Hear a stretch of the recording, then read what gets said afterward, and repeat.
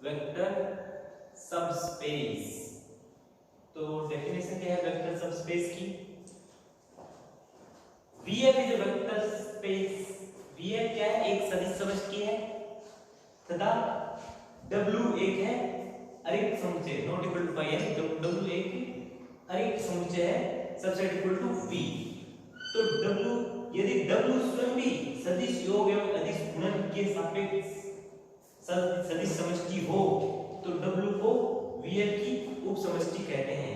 यदि W स्वयं भी वेक्टर स्पेस हो with same vector addition and scalar multiplication तो W को VF की अपन वेक्टर सबस्पेस बोलते हैं इसको। जैसे एग्जांपल की बात करूं, हमने पढ़ा था C over R। C over R is a vector space। C over R is a vector space. ये वेक्टर स्पेस है, क्यों है? क्योंकि every field is vector space over its subfield. तो R क्या है? फील्ड है। C भी फील्ड है, C का सबफील्ड ये है R, तो ये क्या है? एक वेक्टर स्पेस है। तो इसका एक सबसेट लिए, C का सबसेट ले लिया मैंने R, तो R ओवर R, तो R over R is a subspace of C over R। ये इसका क्या है? एक सबस्पेस है, इसे बोलते हैं वेक्टर सबस्पेस। एक दूसरा एग्जांपल की बात करें ना, एक एग्जांपल है, एक सेट है उसमें बहुत सारे एलिमेंट हैं, टपल्स के हैं, इसमें A B such that A B equal to belongs to R। ये है वो सारे एलिमेंट हैं A B जीरो टाइप, इसमें A belongs to R है। तो ये W एक सबस्पेस है, किसका सबस्पेस है? R over R। ये एक वेक्टर स्पेस बनाता है, 3 टपल्स है, तो R 3 टपल्स के जितने भी एलिमेंट हैं वो ओवर R पर एक वेक्टर स्पेस बनाते हैं। उसका R का एक सबसेट लिया A B, ये एलिमेंट 0 A टपल्स में एक लास्ट वाला एलिमेंट 0 है, तो एक 3 टपल्स का एलिमेंट है इस टाइप का, वो इसका सबस्पेस है, तो वो एक इसका क्या है? ये वेक्टर स्पेस बनाता है, तो ये इसका क्या हो गया? सबस्पेस।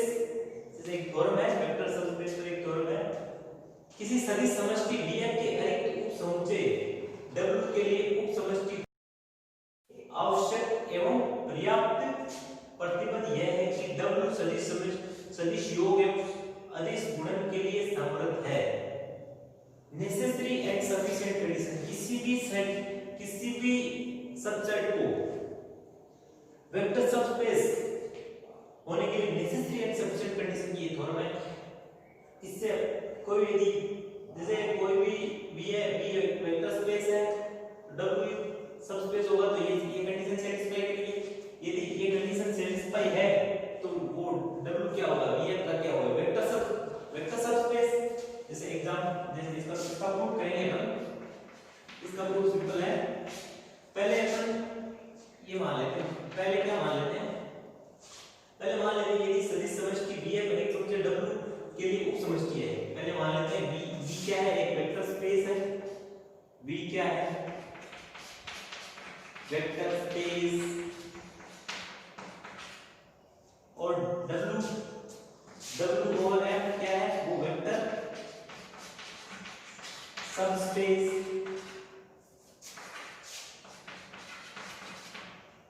W ओवर M क्या है? वेक्टर सबस्पेस है V ओवर M का, तो ये सेटिस्फाई करेगा, ये होता है। अब V ओवर M क्या है?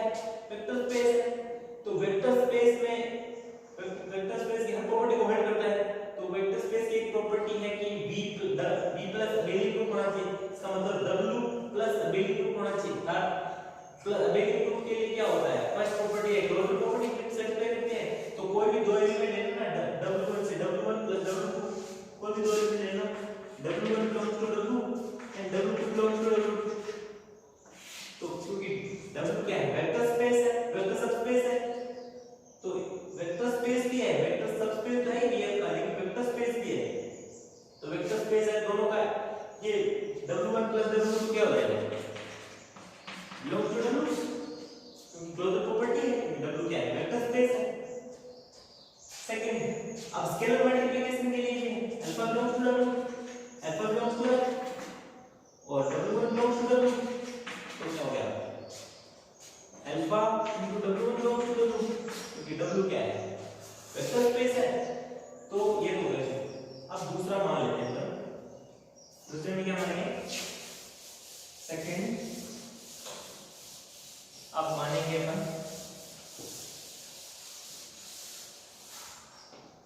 ये मानेंगे कि w1 belongs to w, w2 belongs to w, then w1 plus w belongs to w और alpha belongs to f, w1 belongs to f, तो alpha w1 belongs to w, ये मानेंगे और w को वेक्टर सबस्पेस करेंगे। तो v क्या है, v ऑफ v वेक्टर और क्या है वेक्टर स्पेस है, w क्या है नॉन एम्प्टी सेट है कोई v का, और ये चीज w1 belongs to w2 belongs to w, this implies w1 plus w2 belongs to w और alpha belongs to f, w1 belongs to w, तो alpha w1 belongs to ये चीज हमें कैसे करना है, हमें क्या करना है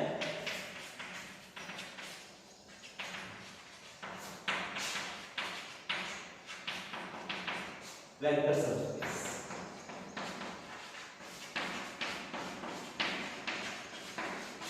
अर्थात W और F को अपने को वेक्टर स्पेस सिद्ध करना, सीधी बात है। तो वेक्टर स्पेस सिद्ध करने के लिए सभी प्रॉपर्टीज होल्ड करानी पड़ेगी अपने को, जितने भी वेक्टर स्पेस की property v1 v2 v3 v5 scalar multiplication जो भी है सब प्रॉपर्टी होल्ड करानी पड़ेगी। तो देख लेते हैं सबसे पहले, तो अपने देखते हैं सब प्रॉपर्टी होल्ड करानी है।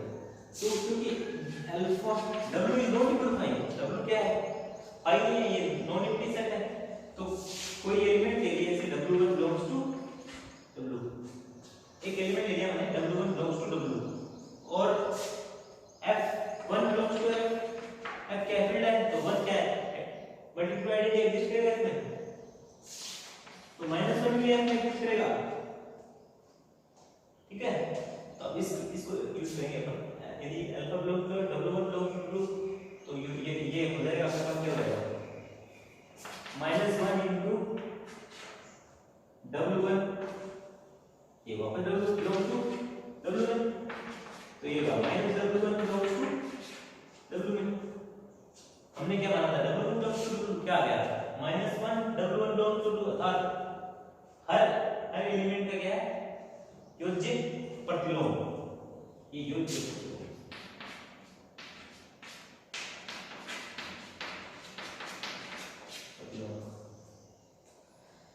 Similarly, यदि w1 belongs to w and -w1 belongs to w, तो इसको यूज करेंगे अपन, तो w1 plus -w1 belongs to w, तो क्या होगा w1 minus w2 belongs to w, 0 belongs to w, तो 0 क्या है आइडेंटिटी एलिमेंट, तो प्लस के लिए आइडेंटिटी एलिमेंट एग्जिस्ट कर गया, प्लस के लिए योज्य प्रतिलोम एग्जिस्ट कर गया, और क्योंकि अपने को वी नो दैट हमें पता है कि w is a subset equal to v, w subset equal to v है क्योंकि v is a vector space है, तो v के w के जितने भी एलिमेंट है वो सब v के एलिमेंट है, तो v के जो एलिमेंट है v तो वेक्टर स्पेस है, तो v वेक्टर स्पेस है, तो v तो प्लस के साथ रहता है, प्लस के लिए साथ ही एग्जिस्ट करता है, और इसके सारे एलिमेंट कम्यूटेटिव है, तो w के भी सारे एलिमेंट कम्यूटेटिव है, तो अब क्या हो गया w प्लस क्या हो गया तरफ मिनिमाइज होगा,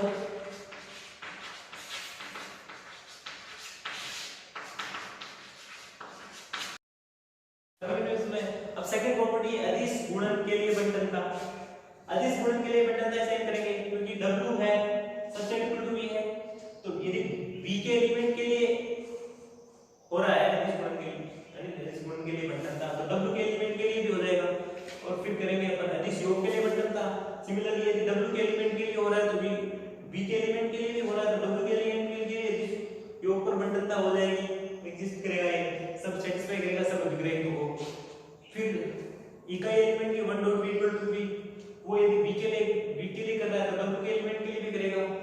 इसलिए ये सारी प्रॉपर्टी सब प्रॉपर्टी सेटिस्फाई करेगा, इसलिए ये W क्या बन जाएगा, वेक्टर सबस्पेस। तो हमने क्या माना, हमने माना ये ये माना और हमने WF को क्या सिद्ध कर दिया, वेक्टर स्पेस। तो ये इधर necessary and sufficient condition for vector space. तो अपने एग्जांपल में कोई भी है तो अपने को यदि वेक्टर स्पेस सिद्ध करना है, वेक्टर सबस्पेस सिद्ध करना है, तो सीधे ही अपने क्या मानेंगे, यदि वेक्टर स्पेस सिद्ध करना है तो कोई भी दो एलिमेंट ले लेंगे उस सेट से और फिर उनका उसका क्लोजर प्रॉपर्टी W1 दिखा देंगे और उसका स्केलर मल्टीप्लिकेशन रूप में दिखा देंगे, तो वो सेट वो क्या बन जाएगा, अपना एक वेक्टर सबस्पेस बन जाएगा।